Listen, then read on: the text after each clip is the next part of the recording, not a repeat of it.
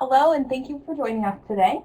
Our goal of this session is to give you a better understanding of what a typical week is like for a student in the Online Executive MBA program here at Saunders College of Business at RIT. My name is Christy Mitchell, and I'm the Assistant Director for the program, and I will be your host for today's session. As we go through our session, we hope to learn a little bit more about you through our polling questions. So if you would just take a few moments to answer these short questions, we will share the results with you once the polls have closed. I will start out with our first polling question now. You will see the poll on the left side of your screen. Our first question is, what other types of programs are you considering? So you can actually select more than one option here to fit whatever programs you're considering. I'm going to leave this poll open for a few minutes as we begin the presentation. And we're going to start out here by running through our agenda quickly. So first, we will introduce our presenters for today's session, and then we'll give you a brief overview about our program. After that, we'll show you what a typical week looks like in our program and hear from a student and faculty member about the structure of the program and courses. Then we'll do a quick demo for you on our course platform, which is called My Courses, and finish up with some important dates, and then we'll answer any remaining questions from all of our attendees. Before we get started, I just wanted to point out that we do have a Q&A box to the left of the presentation slides where you are able to ask questions throughout the webinar. We will do our best to answer your questions as they are asked, and again at the end of the presentation as time allows.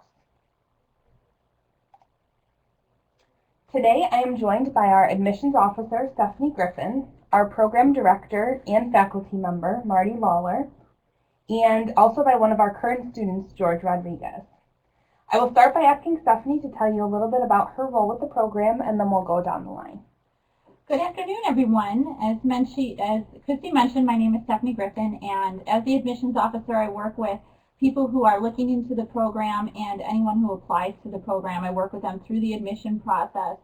And I want to say hello to everyone. I know that some of you I have spoken with before and some I have not. So hopefully today will be much more informational in terms of learning not only about the program, but what a typical week looks like.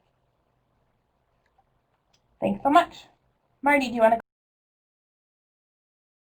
Sure. Good afternoon, and thanks for joining us. My name is Marty Lawler.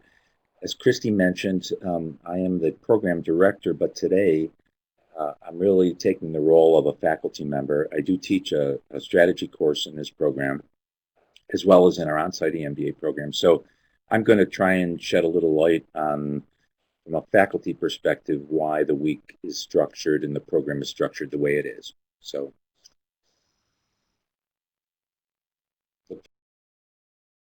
Great, thanks, Marty. George, do you want to go ahead and share a little bit about your background for our attendees today? Maybe talk about your work experience in RIT's online MBA program. I think that would be helpful for everybody. Sure, Christy. Good afternoon, everyone. My name is George Rodriguez, and I am the president and CEO of Telmix operations in North America. Telmix is a telecommunications company, which is basically the equivalent to AT&T for Latin America. And in my role, I have responsibility for all of the North American operations, as well as all of our international enterprise segment and global operations. From the perspective of the program at RIT, there was a couple of key points that were critical for me in selecting the RIT program. One was the program is obviously very well respected and very well known. It's a highly ranked program that has a fantastic reputation across not only academically, but within the industry and within the telecom and technology industry. RIT is extremely well known. The other thing is, as you can imagine, with my role as in charge of international, my travel schedule is extremely hectic. The program enables me to have the flexibility to participate when I can online during the online sessions, and also to listen to them as I'm traveling from one place to another one if I have a conflict during that time period. The other factor that was extremely important to me was the ability to finish an executive MBA program in a time frame that would not take 2.5 years or potentially longer. Program is structured in such a way that we are able to condense some of these larger programs or longer programs into a time period that is a little bit more manageable. And from a personal perspective, it was absolutely the perfect time for me to enroll in the program. The company has always focused into Latin America. We are the dominant provider across Latin America, but having attained a very large percentage of market share, the firm has been looking to expand outside of our key segments. So we have had some significant acquisitions going on in Europe and some other potential opportunities that are coming up. So from the perspective of getting a richer global appreciation and the ability to manage some of these new opportunities in a much more integrated fashion, for me personally, it was a great time to enroll into the program. Great, thank you so much, George. I think that's really helpful for our attendees. So before we begin talking a little bit more about the program, I did want to share our polling results here. So you should be able to see them on the left side of your screen. It looks like everybody attending is obviously considering online EMBA programs, since you're considering us, as well as online MBA. So that's kind of interesting. And half of our attendees are also considering an on-campus MBA program. So that's very interesting. It's always interesting to find out what types of programs our prospective students are considering. We certainly hope that today's session will give you a better understanding of how our program differs from those others that you might be looking at. So we're actually going to move on here. Some of you may have already started to do your research about our program, and others may be hearing about us for the first time. So I just wanted to ask Stephanie to give you a brief overview about our program. Well, as George mentioned earlier, one of the things that people do like about the program is that it's just 17 months long. They like that they can buckle down for 17 months and get it done. So, for example, anyone that's starting this August would complete the program next December.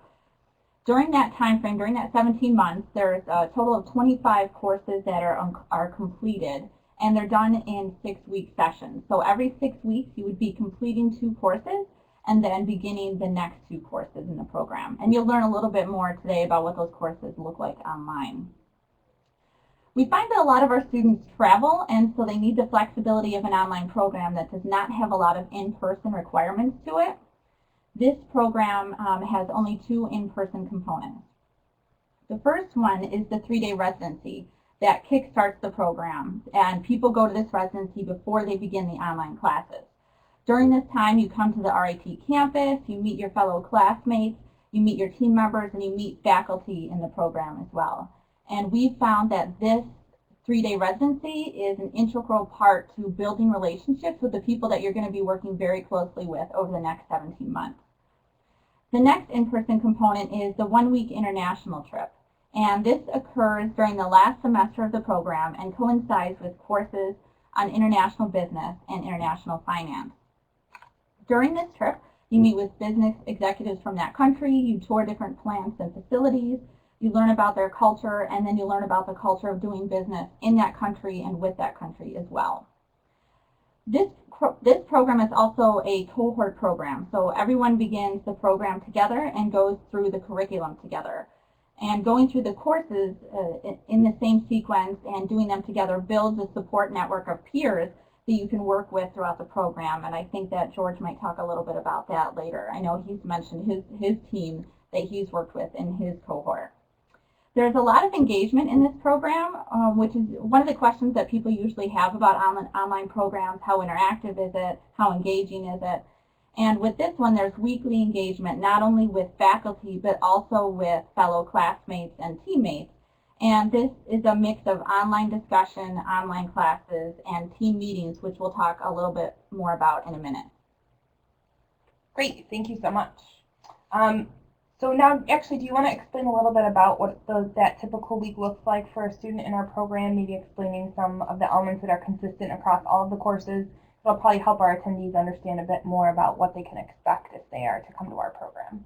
Sure. Because it's an immersive program, because it's 17 months and it's all put into that time frame, we've made the format of the courses very similar so that you're not having to learn a new course format every 6 weeks. So a typical week would include these types of things. One is a live online class. So for example, Marty mentioned that he's an instructor in the program, and right now he's teaching strategic thinking 2. So students in that cohort who are taking that class right now log in from 8 to 9 p.m. every Tuesday night, and Marty's got a camera on the screen so the students can see him, they can chat with them, they can ask questions, and they can look at documents that he puts on the screen to support whatever his curriculum is or his lesson is for that evening. And it's also the live online class uses this platform that we're using right now for this webinar. So for example, where you see the presentation, you would see, maybe a camera with the instructor on it, or you would see something that they put up on the screen. So it's very easy. It's a very easy format.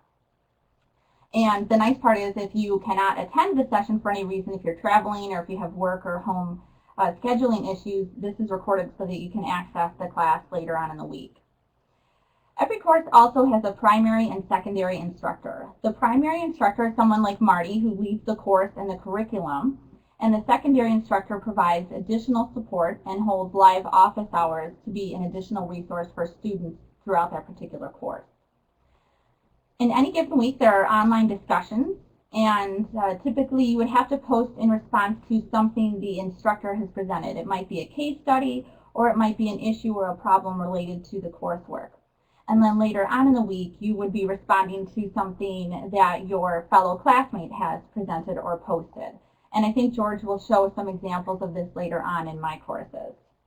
Of course, there's individual assignments. The curriculum in the program moves from more quantitative courses in the beginning, like accounting, finance, and statistics, which have more quizzes. And it moves from those courses to more qualitative courses like strategy, marketing, and those are going to be more case studies and more writing assignments. Another part of a typical course is going to be team assignments. Almost every course has a team component, and then there's a large team consulting project during the last semester of the program that's a very big team-oriented project. Teams are usually 3 to 4 people per team, and you and your team determine who does what and how often you meet throughout the week to work on that particular project. Great, thank you so much, Stephanie.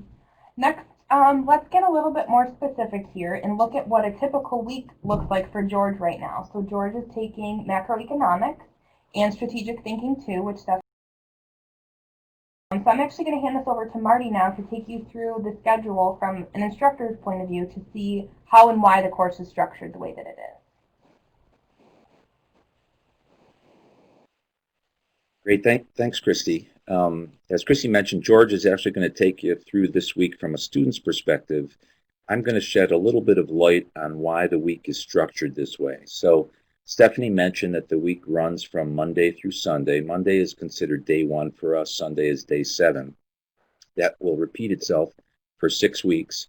And we've designed the particular structure of each course in a particular way for 2 key objectives. One is a predictable learning experience, and the second one is for a really optimal learning outcome, and I'll explain what each of those is. Because this is so immersive, because it's a 6-week course, students don't really have the luxury of ramping up every time they start a new course. They can't spend 3 or 4 days trying to figure out where something is located and where's the link for this, where's the content, where's the syllabus.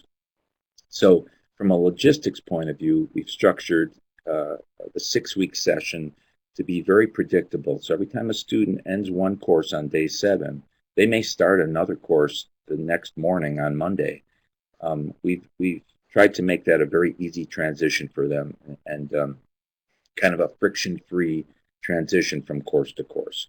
The second thing is this notion of optimal learning outcomes, and there's a kind of cadence to each week, and I'm going to build the week up a little bit for you here. So, for example, in the early part of the week, we're trying to introduce concepts to students This is when they get their assigned reading. Well, they have the reading, but they should probably get the reading done at the beginning part of the week.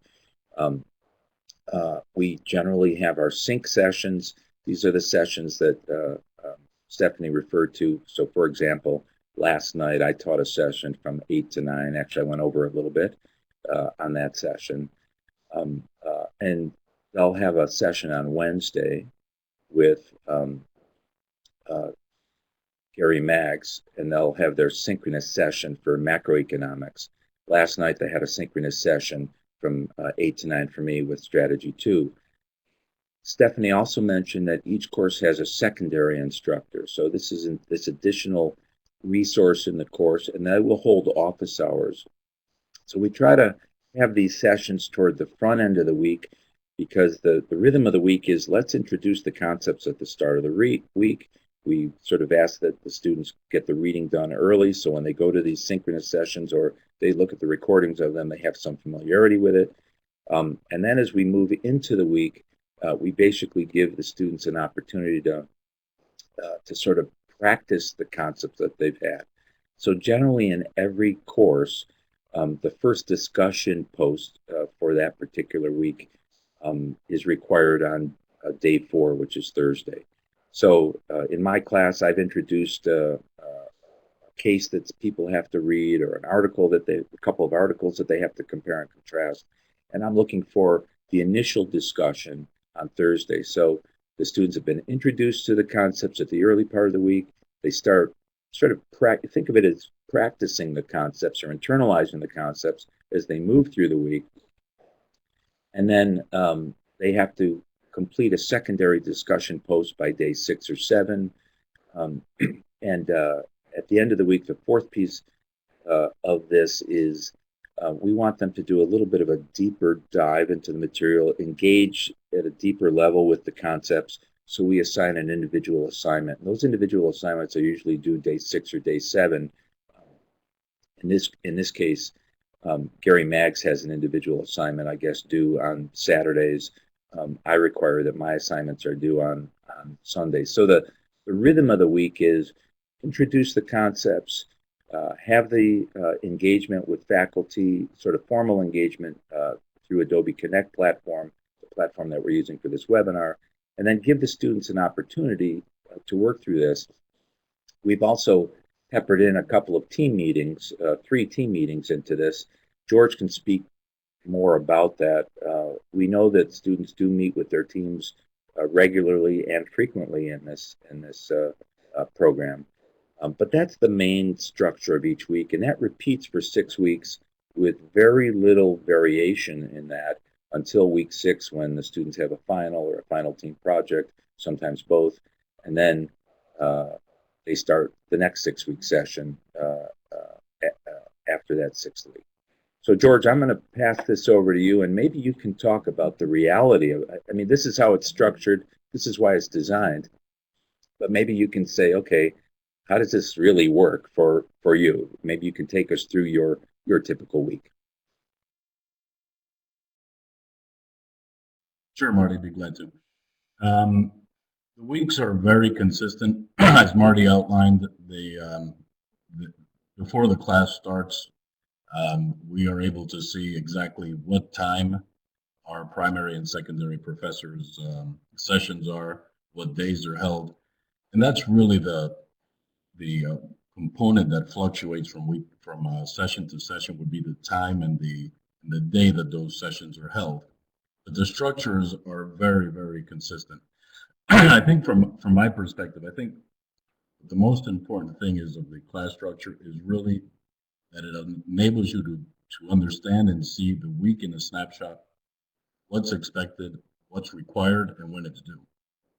So from my perspective, the most important thing is you need to be organized. You need to understand when you wake up that Monday morning, and I'll share with you kind of what I do. Every Monday morning when I wake up, the first thing I do, before I even have a cup of coffee or I do anything else, is I go into my courses and I take my notebook out and I list every single thing that's due that week for both classes from Monday to Sunday, so that I have a very clear picture of what those deliverables are and how to try to manage those deliverables between both my work and my personal life.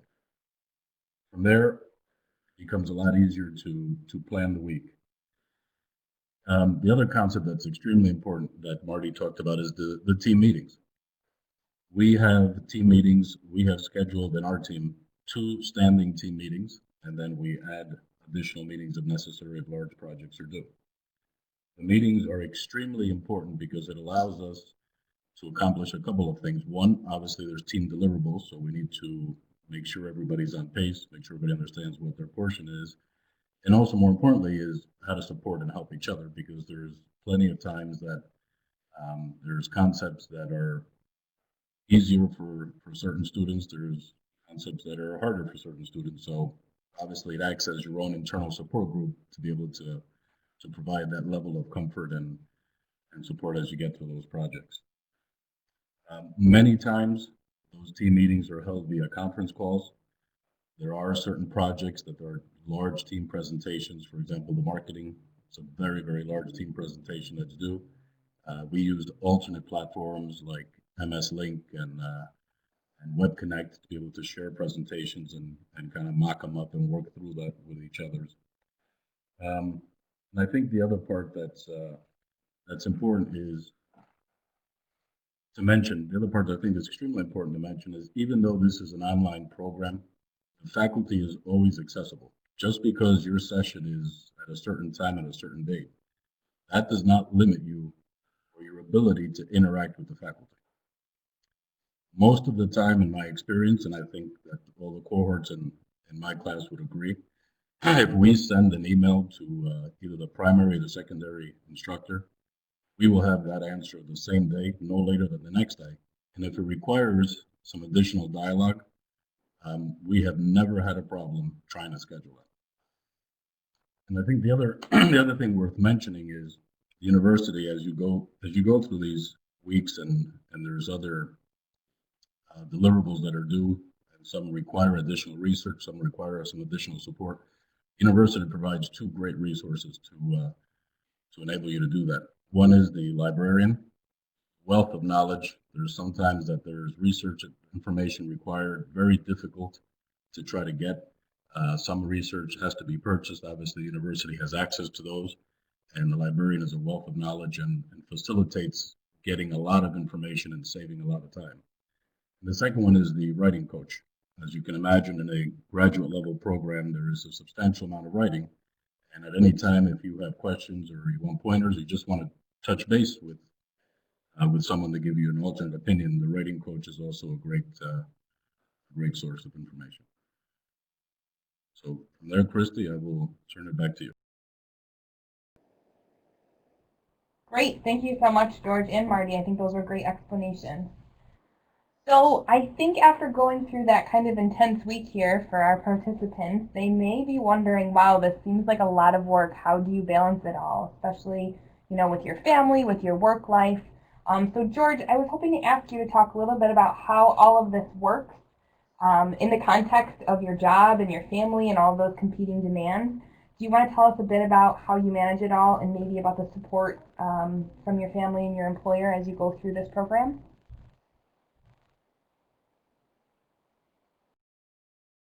Sure, absolutely. There is no doubt that the program is a rigorous, intense program.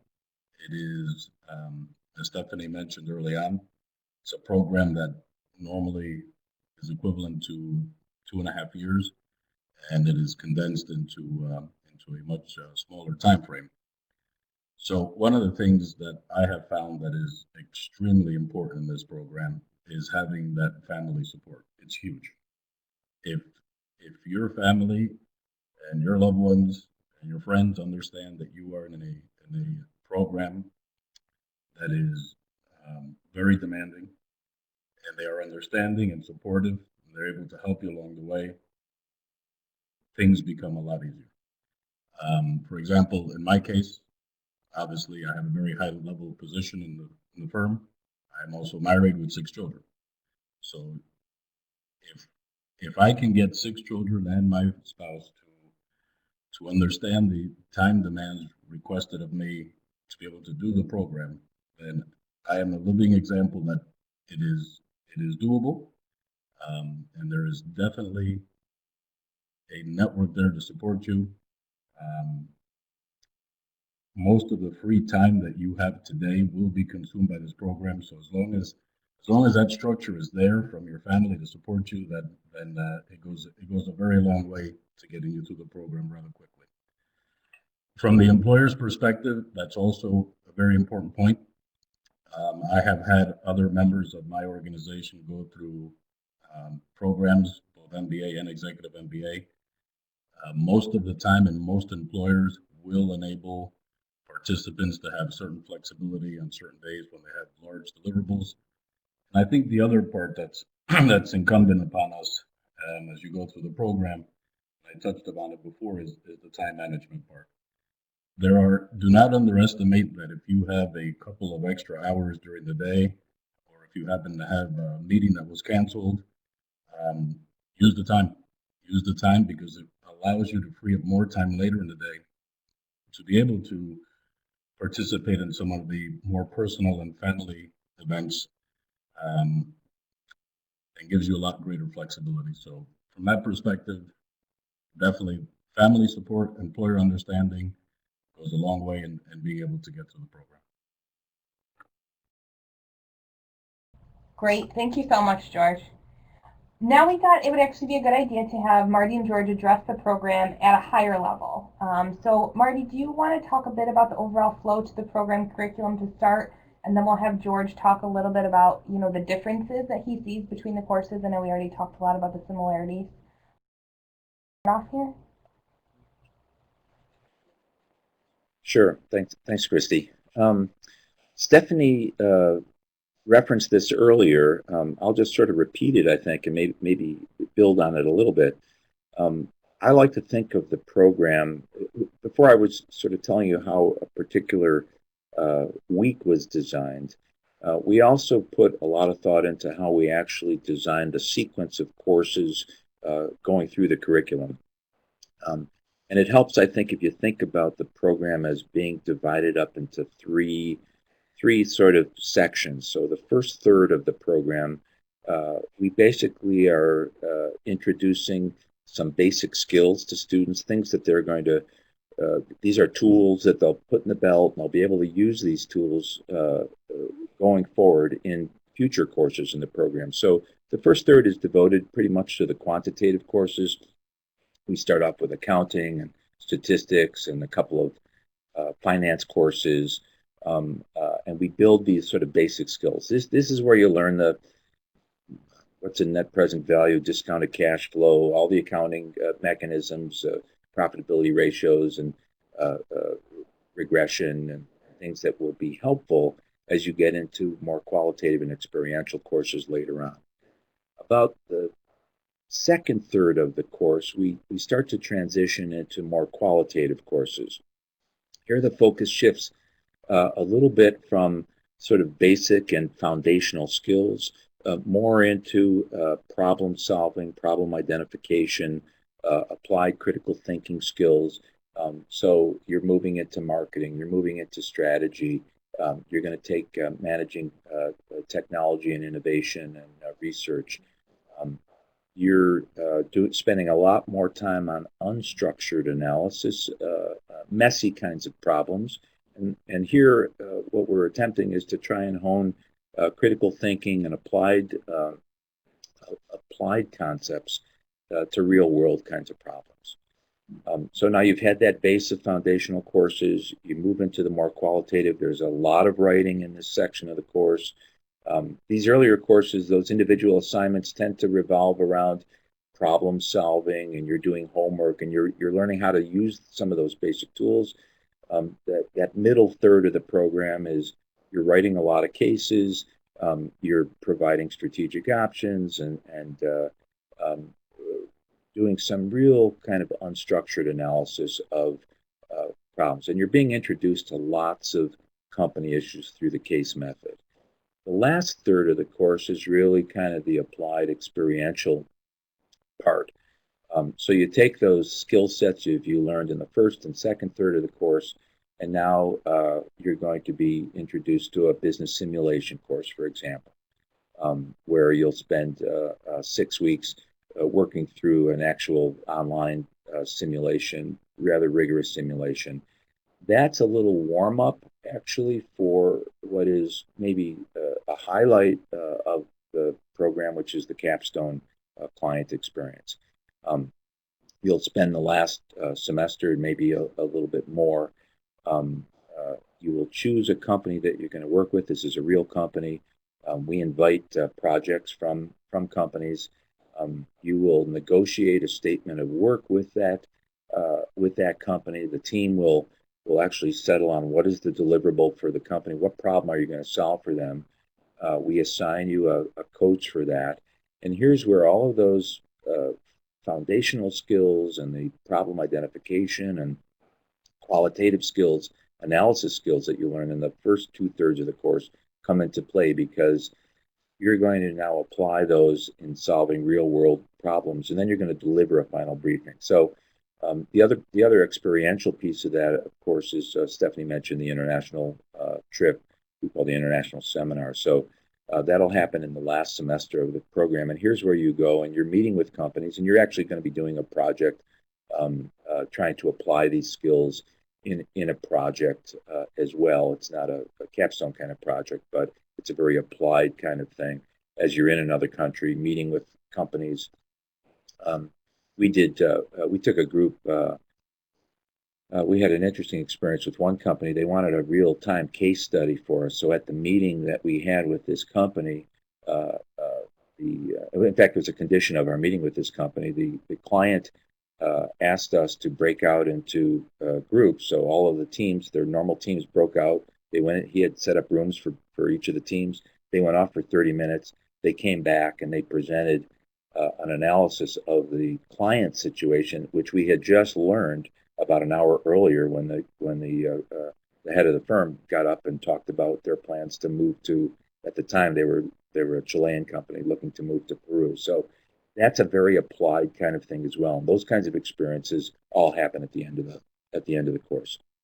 So that's the relative flow of things. George, I'll pass it over to you, and maybe you can talk. The structures are the same, but of course the courses are going to be very different, and maybe you can say something about that.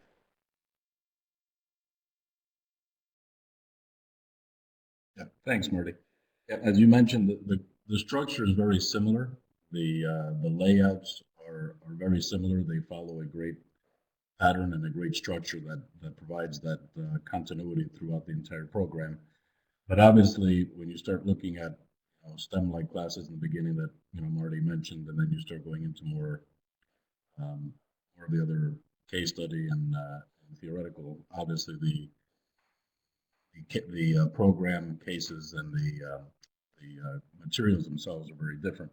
And I think that's where the teams are a great asset, the way they've been put together. The teams obviously were selected by the program to complement what our strengths are and what our backgrounds are. So in my case, for example, my degrees is in molecular biology. So obviously I have a heavy analytical background. Some of the members on our team are more of the, focused on some of the softer attributes and some of the more operational attributes. And that allows us to obviously utilize each other's strengths to maximize the learning, and also to work through the problems that we have.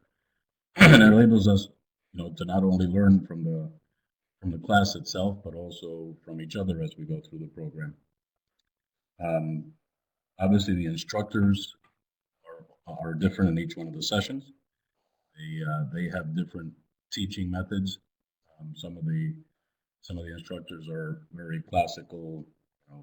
Here's the chapters, here's the material, and we review it. Others are more theoretical, and others are very focused on real life application, which is fantastic. The workloads differ. Each class could have, for example, accounting and finance. It's very focused on quizzes, quiz taking, and being able to relate to those fundamental principles, while some of the other classes, more strategic thinking class, if you will, is about application of theory and understanding how that applies and works into your environment. So from that perspective,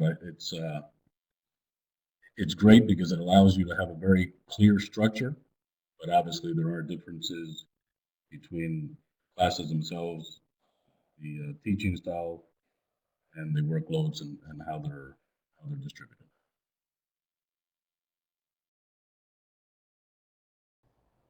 Great, thank you, George. I think that's really helpful for our attendees today. So now we're actually going to kind of move really far into the weeds here. We're going to have George go ahead and take us into the My Courses platform, which is the system that houses all of our courses. And we've actually created a standard course shell for all of our courses in this program to ensure that our students have a consistent experience, as Marty mentioned before. So I think George will agree that this format works well so that students can easily find information in the same places throughout their courses, especially with the, as Marty mentioned, there's certainly not a lot of ramp-up time there.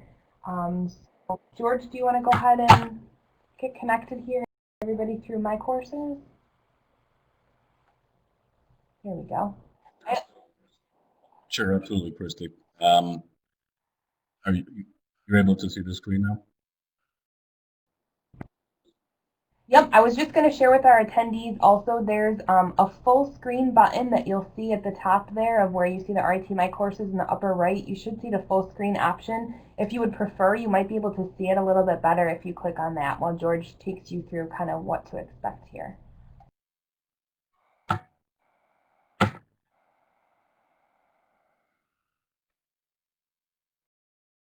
Okay, thanks. George, I'll let you take it away. All right, so the screen we're looking at here is obviously My Courses Christy was just talking about.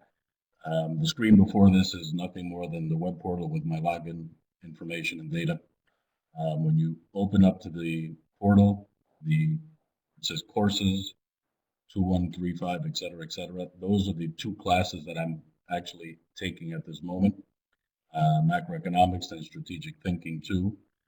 And as you can see underneath macroeconomics, it says 1 unread discussion post. That's actually my own post that I am a couple of days ahead on some of our assignments, and I posted that late last night. But from a layout perspective, you could see that on the left-hand side, you could see the courses that I'm currently taking. And right underneath that, you can see the ones that were just finished in the previous session. And if you keep scrolling down, you can see some more detail. But in the interest of time, I'll actually click on Strategic Thinking 2 so we can look at what this looks like. This is standard for every single class. Every class is going to have the same exact platform look and feel. Across the top, you can see where it talks about content, and we'll get into that in a second, and calendar of events, et cetera, et cetera. Professor Lawler, posted yesterday some information regarding Netflix and their culture, which is directly linked to some of the casework and concepts we're learning now. A couple of days before, he posted another article regarding growth and global trade. And this is an area where professors will normally put out information for all of the students to see, either on relevant topics or something specific to the class that they're getting out. On the right-hand side of the screen over here where you see it says Adobe Connect meeting, those are the actual sync sessions. So for Professor Lawler's class, Tuesday at 8 o'clock, we go in, obviously just click on that URL and it takes and links you right to the live session. We look at specifically what the coursework looks like and how it's laid out. If I click on content, this is week 5 because that's the week we're in. I can actually go back here for a second. I'm going to click on week 1 just to give you an idea. So in week 1, the expectations are laid out of what you are supposed to learn, what are the material that's being covered. And as you scroll down, we can see that it is laid out with what are the reading materials, what are the articles or specific cases you're supposed to read, when the professor believes that they should be done so that you're prepared in order to go to the live synchronous session, and the due dates for the specific assignments. And as we keep scrolling down, we can see individual assignment. So this is not a team assignment. This is our personal assignment that's due on Sunday. It was regarding a case called Technology Limited, TBV Technology Limited, and the information of what types of questions, what information the professor is expecting to see is all contained in there. And as we keep scrolling down, we can see we also have a group activity that was due on Thursday, 3 days before the individual assignment, which was to talk about regarding a different case of Walgreens case, diversification of value chain, and those topics that we were discussing at that point. The other thing that's important to note is if you look down towards the bottom, underneath, and again, all the classes are structured the same way, so you always know where to go get the information. You can see all of the different supplemental information that's there. Week 1 overview, what's expected, what are you supposed to learn, what are you supposed to understand, what are the key takeaways, a detailed explanation regarding the assignment, a case study.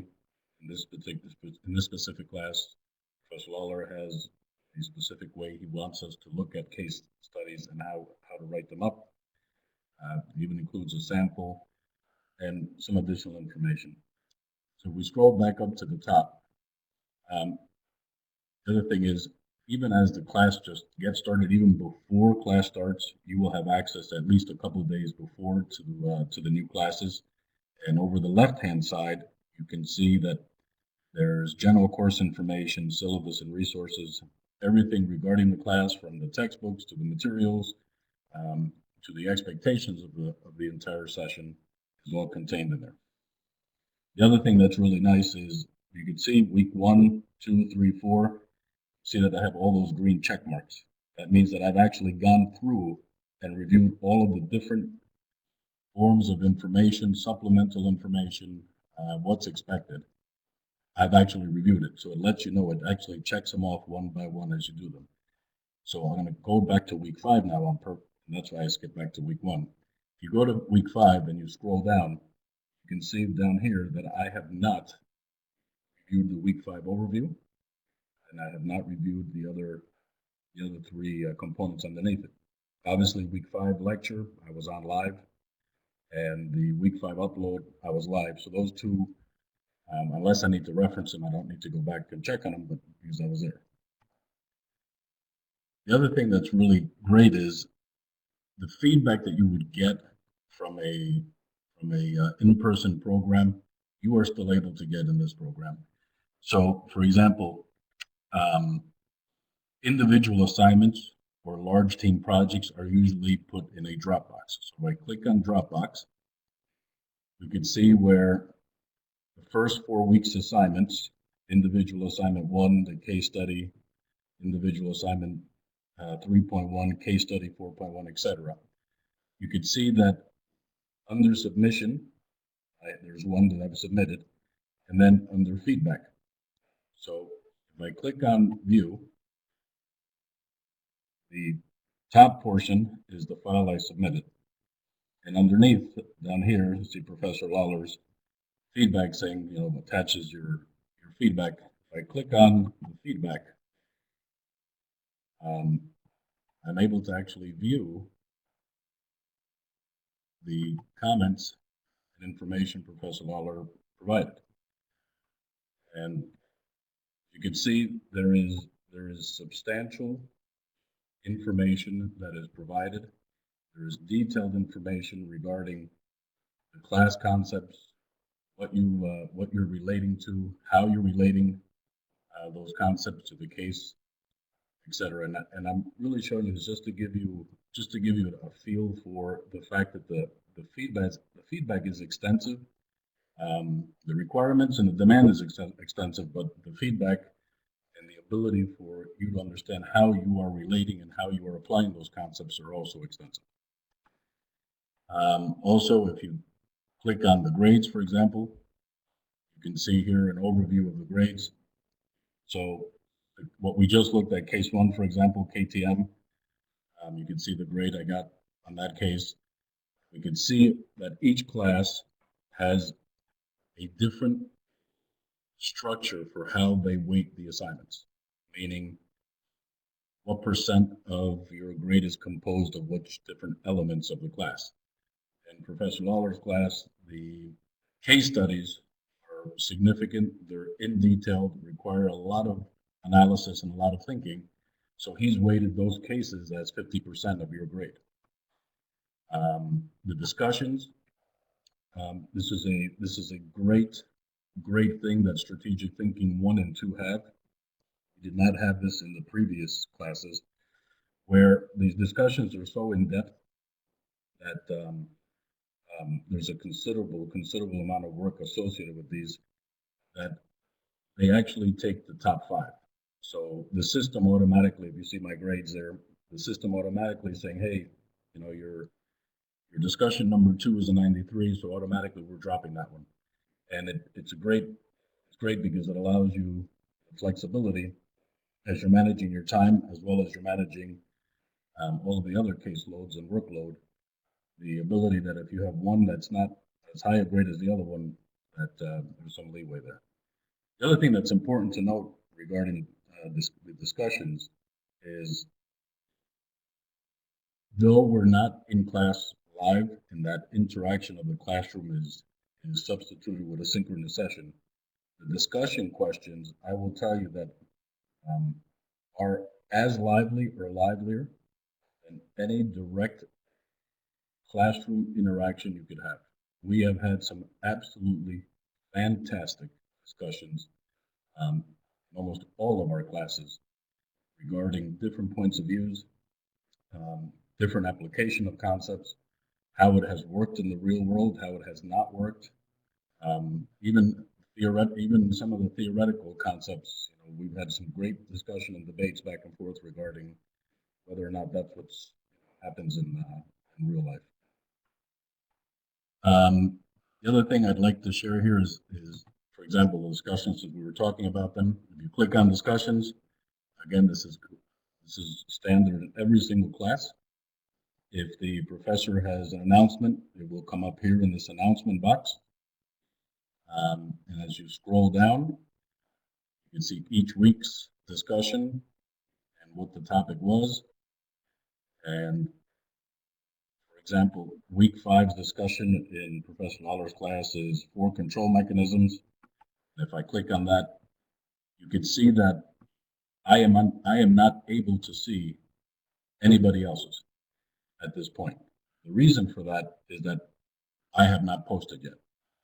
In this class, the discussions are a team post, so team 1 has not posted their discussion yet, which is due on Thursday. And until we post, we cannot see what team 2 has written. And that's done on purpose so that each one of the, whether it's a team or individual effort, that each one is able to provide their information first before you're able to see your fellow cohort's information. So I think that should provide a pretty good overview of what the platform looks like, what it allows you to do. And again, the most important part is, regardless of which class you're looking at, so if I come back to the home page and I click on macroeconomics, if I click on my other class, you see the structure is exactly the same. And here are the announcements that Dr. Maggs did for us a couple of days ago. And if you scroll down, you can see the announcements that he made the week before. If I click on content again, same exact outlook and structure as the previous ones. So with that, Christy, I will hand it back to you.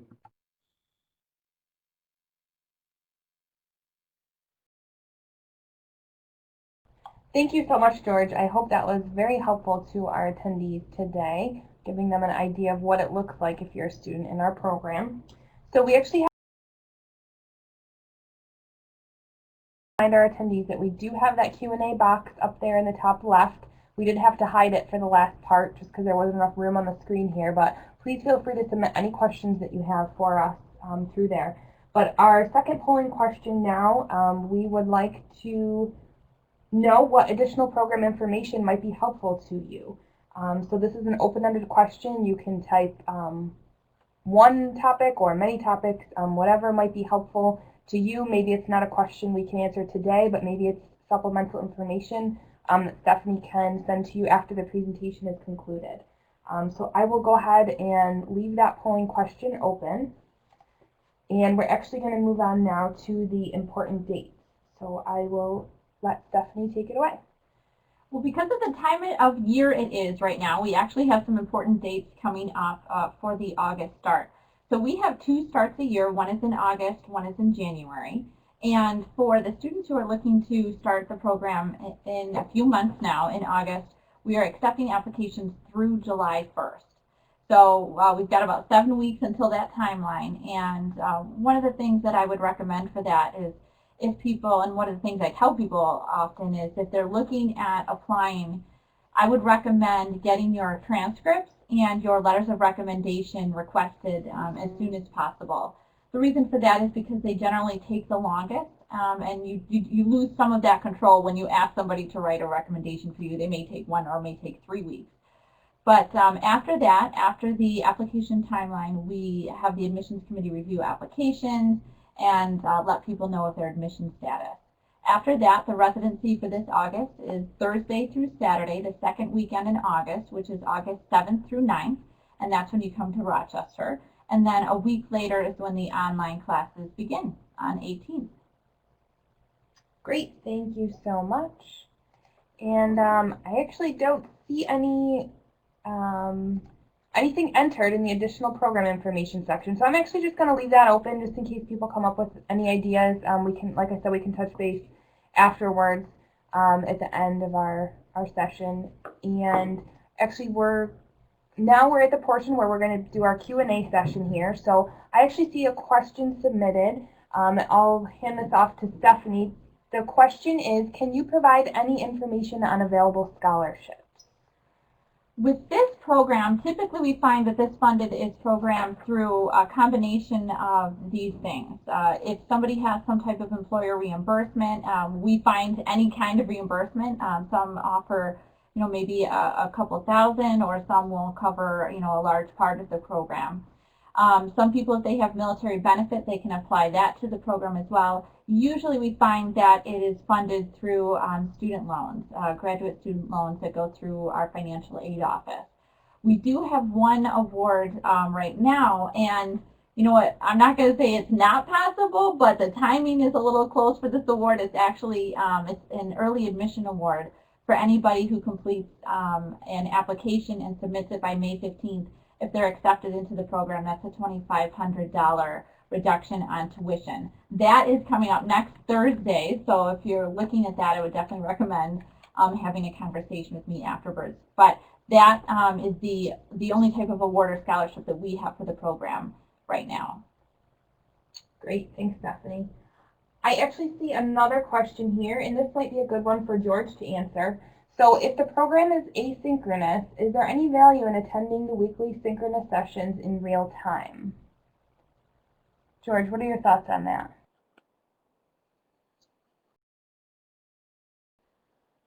Yeah, I mean, it's a great question. The answer is absolutely, because even though it is asynchronous, you have the ability to ask questions and get clarifications real time. Plus, you also have the interaction of the other classmates that are on, and there's a lot of good information that obviously if you're going to have to review this from a recorded perspective, you can see the dialogue, you can see the information that's exchanged, and you can see the responses back and forth in the dialogue boxes. But it also is a great way to create the discipline about ensuring that you are up to speed and that you are not falling behind in the week. So if you're able to make it, absolutely, better off being there, better off having it live, being able to ask any questions you have directly, not only of the professor, but the dialogue and the information that's shared back and forth between the rest of the students is also very important. Thanks, George. I see another question we have in here. So this attendee would like to know how often they have to come to Rochester for finals or any other requirements, and also what type of accommodations are available for that and for the residency. So Stephanie, do you want to take that one? Sure. Because it's an online program, finals and quizzes, those are all done online. So you will not have to come to Rochester to complete a final for the program or for a particular course. In terms of the residency, that is all coordinated. Once you're in Rochester, we've coordinated at that point the accommodations. You would schedule the flight that you would be taking to get out here, and we would reimburse you for that flight. So that's how that works, and we try to make it as easy as possible for you so you can just get here and enjoy the weekend. Great, thanks, Stephanie. So I think we've gotten through the questions that we've had so far, and I just wanted to actually move on to our next steps here. So Marty, do you want to talk a little bit about what the next steps might be for our? Sure. So the first next step is, if you've got any questions about the program, about the admissions process, about how any of this works, and this can be daunting when you start to dive into it a little bit, you want to give Stephanie a call or you want to email her. She can send you information, and she has a lot of resources that at her disposal. So what we find is many prospects would like to talk to a current student or an alumnus or alumna who went through the program, and Stephanie is the person who sets those conversations up. We have a test drive program, which is very active, as a matter of fact. I think every class I've had for the last 4 weeks has had at least one person sitting in on that class. Every 6-week session, we sort of organize a different cycle of courses, obviously, for the test drive. Currently, people are able to sit in, sort of be a fly on the wall on Strategic Thinking 2, Macroeconomics, the 2 classes that George is currently taking, as well as there's another cohort who's taking Executive Leadership, terrific course with Professor Boehner. So depending on where you are in the cycle, you probably want to just give Stephanie a call. She can tell you what's available, what do we have coming up, how do I talk to people, and we've got her information up on the screen here. And I don't know, Christy or Stephanie, did you want to add anything else to that? No, that's great. I actually just wanted to thank everybody for attending our session today on behalf of the program, and thank everybody for their participation. If we were unable to answer any of your questions or you think of anything else, like we mentioned, you can always reach out to Stephanie directly. George has also graciously offered, emailing him, having a phone conversation with him. So if that's something you would like to do to get a better feel for the program, again, reach out to Stephanie. She can get you in touch with George. We're happy to coordinate that for you.